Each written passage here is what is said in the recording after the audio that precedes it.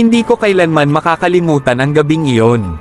Hanggang ngayon, kahit lumipas na ang maraming taon, ramdam ko pa rin ang lamig sa batok ko tuwing naaalala ko ang tunog ng preno ng bus, ang mahinang ugong ng makina, at ang babaeng nakatayo sa gilid ng kalsada, basang-basa, mapatla, at nakatitig sa akin na para bang matagal na niya akong hinihintay. Ako si Marco Alvarez, 29 na taong gulang noon. Call center agent sa Ortigas. Sanay sa puyat, sanay sa stress, pero hindi sanay sa multo, o sa mga bagay na hindi kayang ipaliwanag ng loika. Akala ko, bandang 17 minuto pasado alas 2 ng madaling araw nang matapos ang shift ko. Walang overtime, walang kasabay umuwi. Isa-isa nang nagsiuwian ang mga kasamahan ko, iniwan akong mag-isa sa waiting shed ng bus terminal sa kahabaan ng Ortigas Extension. Tahimik ang paligid. Hindi yung normal na tahimik kundi yung klase ng katahimikan na parang may nakikinig. May 3 poste ng ilaw sa terminal. Ang 2, patay. Ang isa lang ang bukas, at iyon pa ay pilo ilaw, parang may hinihingal. Sa ilalim nito, naroon ako, nakatayo, hawak ang bag ko, at pilit nilalabanan ang antok. Humigop ako ng huling lagok ng malamig na kape. Isa na lang, bulong ko sa sarili. Isa na lang na boss. Pero walang dumarating. Hindi ito normal. Kahit madaling araw, may dumadaan pa ring mga boss lalo na sa rutang iyon. Pero halos 30 minuto na akong naghihintay. Wala. Kahit anino ng headlight, wala. May narinig akong yabag. Akala ko guni-guni lang. Pero nang tumingin ako sa kanan ko, may lalaking nakaupo sa bangko ng terminal. Matanda na, kulubot ang mukha, payat, suot ang kupas na jacket. Hindi ko siya napansing dumating. Kuya, sabi ko, para lang may kausap. Matagal ka na bang naghihintay? Dahan-dahan siyang tumingin sa akin. May mali, hindi sa itsura, kundi sa mga mata niya. Itim na itim, parang walang puti. At nang ngumiti siya, wala akong nakitang ngipin. Kanina pa, sagot niya. Paos, parang nanggagaling sa ilalim ng lupa. Pero huwag kang mag-alala, darating din yan. Hindi ko alam kung bakit, pero nanlamig ang palad ko. Tumango na lang ako at tumalikod. Ayokong makipag-usap pa. May kakaibang bigat sa presensya niya, parang hinihigop ang hangin sa paligid. Maya-maya, narinig ko ulit ang yabag. Pero wala na siya. Walang bakas na umalis siya. Walang tunog. Wala. Bandang 2:54 AM, may narinig akong papalapit na makina. Bus. Napabuntong hininga ako sa ginhawa. Lumabas ang bus mula sa dilim. Luma. Kulay asul at puti, pero kupas na kupas. Parang hindi nahugasan sa loob ng maraming taon. Walang plaka sa harap. Walang ilaw sa loob, maliban sa mahinang pulang glow sa bandang likod. Bumukas ang pinto. Sa Antipolo po ba to? Tanong ko. Tumango ang driver. Hindi siya nagsalita. Nakasombrero siya, nakayuko ang ulo. Hindi ko makita ang mukha niya. Sumakay ako. Pagpasok ko pa lang, mamalot agad ang amoy ng lumang bakal at basang tela. Parang amoy ng ospital na pinabayaan. O ng atol. May mga pasahero. 4. Isang babaeng may dalang bata. Isang binatang nakaputi. Isang lalaking nakatalikod sa likod.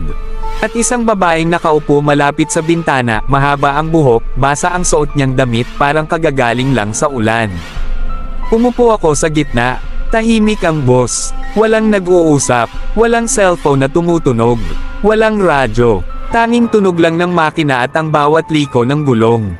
Habang umaandar kami, napansin ko ang kakaiba. Walang tao sa labas. Walang sasakyan. Walang ilaw ng bahay. Kahit mga tindahan, sarado lahat. Parang kami lang ang gumagalaw sa buong mundo. Napatingin ako sa relo. 3:03 AM. Ang bilis naman, bulong ko. Parang hindi pa kami matagal umaandar. Napatingin ako sa babae sa bintana.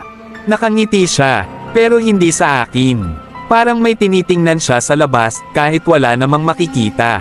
Mabagal siyang humarap sa akin. Unang beses mo? Tanong niya. Boses niya ay mahina, pero malinaw.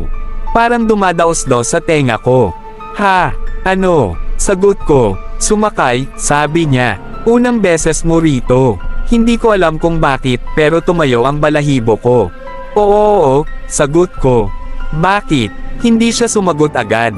Sa halip, tumingin siya sa bata sa kondongan ng babae sa harap. Mahigpit mo siyang hawakan, sabi niya sa ina. Huwag mo siyang pababain kahit anong mangyari. Niyakap ng babae ang bata. Umiiyak na ang bata ngayon. Tahimik na hikbi pero halatang takot.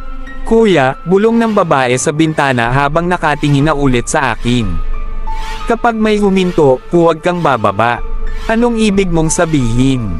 Tanong ko. Ngumiti siya ulit, ngumiting parang alam na niya ang mangyayari sa akin. Malapit na, sabi niya. Biglang huminto ang bus. Walang preno, walang tunog. Basta huminto lang. At doon ko nakita, sa gitna ng madilim na kalsada, may babaeng pumapara. Mahaba ang buhok, nakatabing ang mukha, basang-basa ang suot, at kahit malayo pa siya, ramdam kong nakatingin siya sa akin. Hindi sa bus, sa akin. Huminto ang bus sa gitna ng kalsada na parang may humawak sa oras.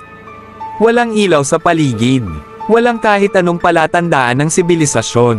Tanging ang bus lang namin ang naroon, parang isinilid sa isang mundo na hiwalay sa realidad.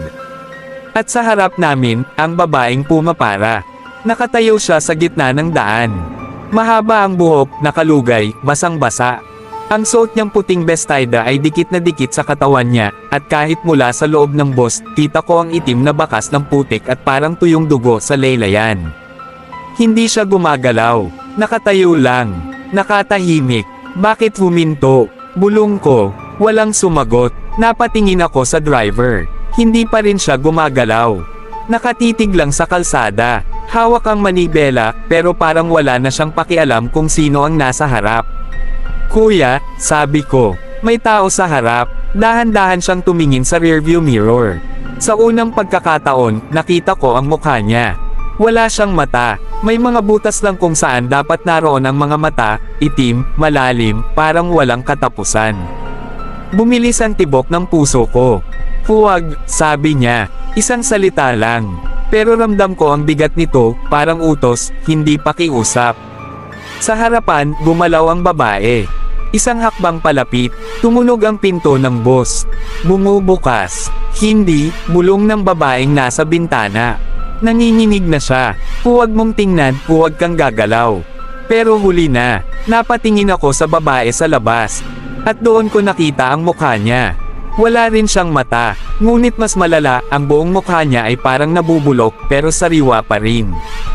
Ang balat niya ay kulay abo, may mga bitik, at sa bawat galaw ng ulo niya ay may tumutulong itim na likido mula sa mga mata niyang wala. Ngumiti siya, at sa ngiti niyang iyon, nakita ko ang mga ngipin na parang sa bangkay, sir, nangangitim, at may gumagapang na kung ano sa loob ng bibig niya. Sumakay ako, sabi niya. Hindi tanong. Utos. Tumayo ang binatang nakaputi. Bigla, parang may humila sa kanya pataas. Hindi, sigaw ng babae sa harap habang yakap ang anak niya. Huwag. Pero naglakad na ang binata papunta sa pinto. Hindi mo na siya mapipigilan, bulong ng babaeng nasa bintana sa akin. Kapag tinawag ka na, tapos na. Anong ibig mong sabihin? Halos pabulong kong tanong. Isa siyang naiwan, sagot niya. At may kukunin siya. Bumaba ang binata. Pagkatapos, isinara ang pinto. Walang sumakay. Walang tunog ng yabag.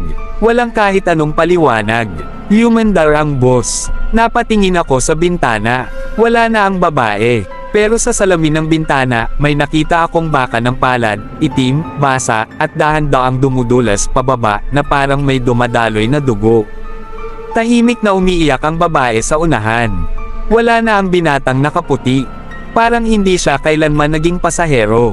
May bakanting upuan lang. Anong nangyari sa kanya? Tanong ko, nanginginig ang boses.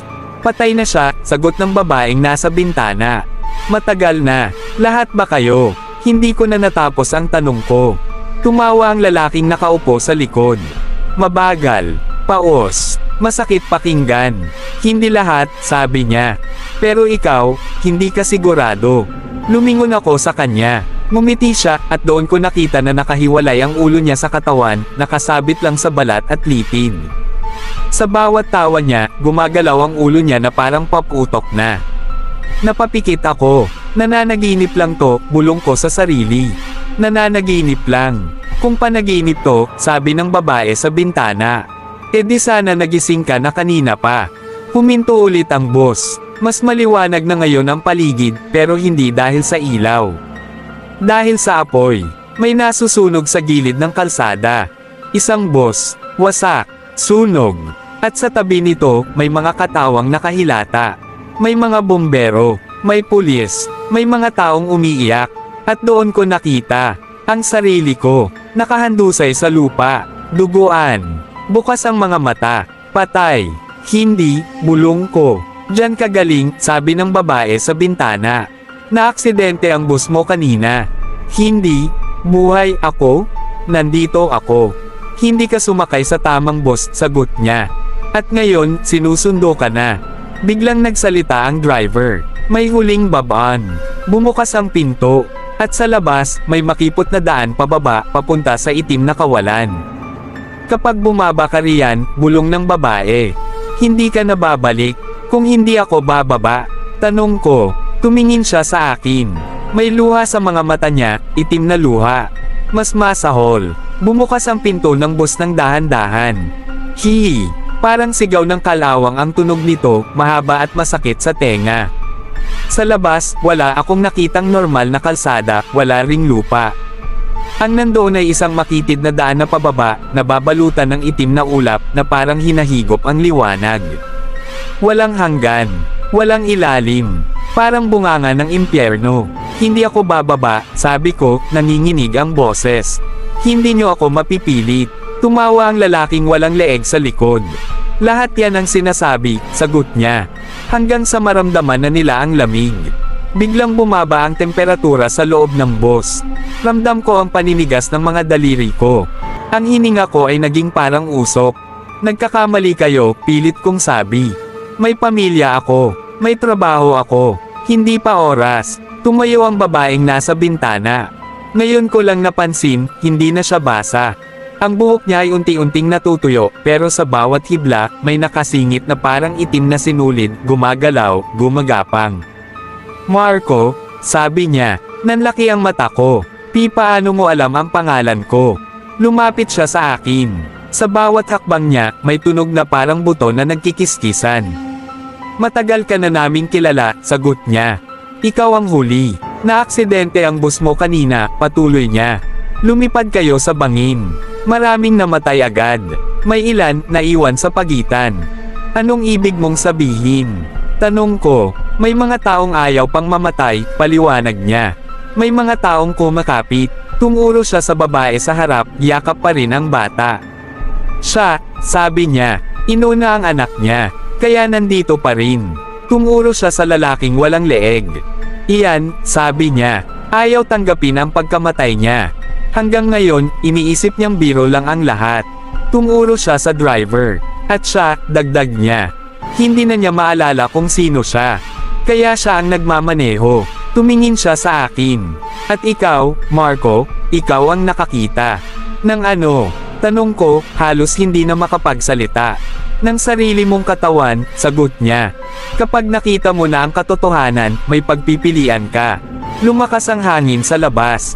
Parang may humihila sa loob ng bus. Dalawa lang, sabi niya. Bumaba ka riyan, at tuluyan kang mawawala. Oh, tanong ko. O manatili ka rito, sagot niya. At maging isa sa amin. Biglang umiyak ang bata. Malakas. Parang nasasaktan. Ma, ayoko, hikbi niya. Bulong ng ina habang nanginginig. Huwag kang titingin. Pero tumingin ang bata. Diretso sa akin. Ngumiti siya. Ngiting hindi pang bata. Kuya, sabi niya. Ikaw na lang. Napaatras ako. Anong ibig mong sabihin? May kulang, sagot ng bata. Hindi kami pwedeng umalis ng kulang.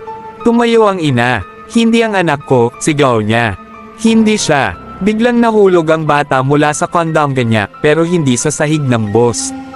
Nahulog siya sa kawalan sa labas ng pinto. Sumigaw ang ina. Isang sigaw na hindi galing sa tao. Parang pinunit ang hangin. At sa isang iglap nawala silang dalawa. Parang hindi kailanman umiral. Tahimik ulit ang bus. Ngayon, 3 na lang kami. Ako, ang babaeng nakakaalam ng pangalan ko. At ang driver. Oras na, sabi ng driver. Humawak siya sa manibela. Biglang nagbago ang itsura niya, bumalik ang mukha niya, may mata na, may bibig, pero lahat ay puro sugat. Isa na lang ang kulang, sabi niya. Human daw ang boss, pero hindi pasulong. Pababa, ramdam ko na ang sakit ngayon. Bigla, parang bumalik ang lahat, ang pagkahulog, ang impact, ang pagdurog ng mga buto ko. Sumigaw ako, hindi ako papayag. Sigaw ko, hindi pa tapos. Hinawakan ako ng babae sa braso. Mainit ang hawak niya. May isang paraan, bulong niya. Ano? Tanong ko, halos umiiyak. Tumingin siya sa pinto. May mga taong nakakabalik, sabi niya. Pero may kapalit. Anong kapalit? Ngumiti siya, malungkot. Hindi ka na magiging ikaw. Biglang huminto ang boss. Sa harap namin, may salamin. Malaki, parang salamin ng ospital. At sa loob nito, nakita ko ang sarili ko, nakahiga sa stretcher, hinihingal, may defibrillator sa dibdib.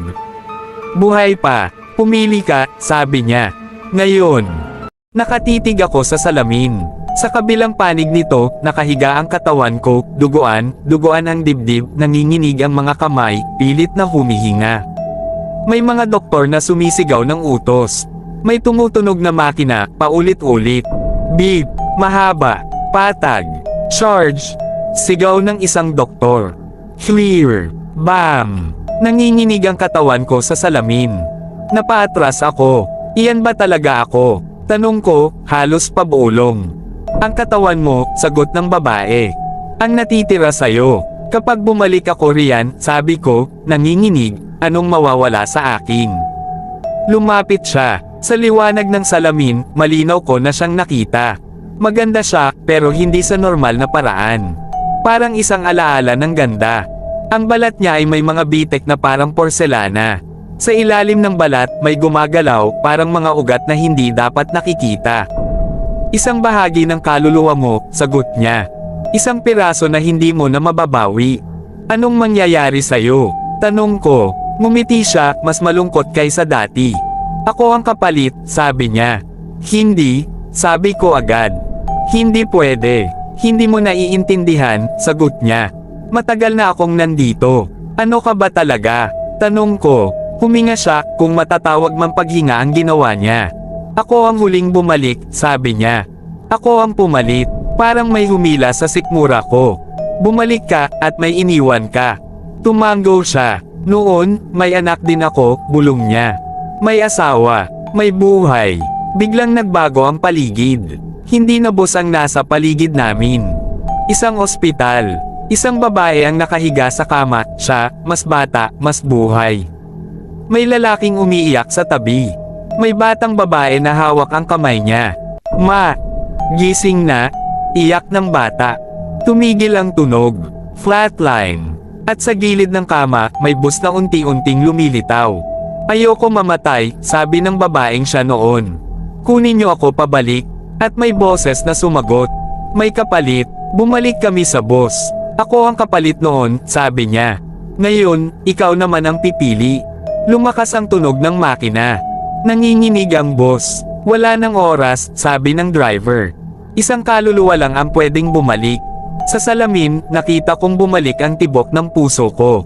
Mahina, pero meron. Marco, bulong ng babae. Hindi kita pipilitin. Tumingin ako sa kanya. Kung manatili ka, sabi ko, anong mangyayari sa akin? Mamamatay ang katawan mo, sagot niya. At ikaw ang magmamaneho ng boss. Tumingin ako sa driver. Ngumiti siya, ngiting pagod. Matagal na akong naghihintay ng kapalit, sabi niya. Tumunog ulit ang makina sa salamin. Beep, mahaba na naman. Clear. Napapikit ako. Naalala ko ang nanay ko. Ang mga tawag niya tuwing umaga. Ang mga reklamo niya sa trabaho ko. Ang boses niya. Ayokong mawala, sabi ko. Tumango ang babae. Alam ko, bulong niya.